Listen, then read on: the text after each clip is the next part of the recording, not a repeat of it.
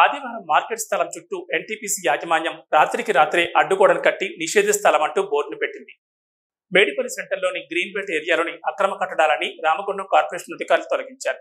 అందుకు ప్రత్యామ్నాయంగా చిరు వ్యాపారాలు చేసుకునే వారికి ఎన్టీపీసీ ఆదివారం మార్కెట్ ముందు ఖాళీ స్థలంలో షాపులను వేసుకోవడానికి అనుమతిస్తూ ఆ స్థలాన్ని చదును చేసి చిరు వ్యాపారులకు అప్పచెప్పింది.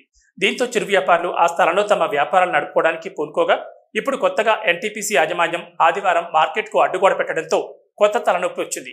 ఈ విషయాన్ని చిరు వ్యాపారులు రామగుండం ఎమ్మెల్యే మక్కాన్ సింగ్ రాజ్ ఠాకూర్ దృష్టికి తీసుకెళ్లగా అక్కడికి వచ్చిన ఎమ్మెల్యే ఫోన్లో ఎన్టీపీసీ అధికారులతో మాట్లాడడానికి యత్నించగా లైన్లోకి రాకపోవడంతో అడ్డుగోడను కూల్చివేయండి అంటూ చిరు వ్యాపారులకు తెలుపుతూ అక్కడే నిలబడి ఎన్టీపీసీ యాజమాన్యం కట్టిన అడ్డుగోడను కూల్చివేయించారు.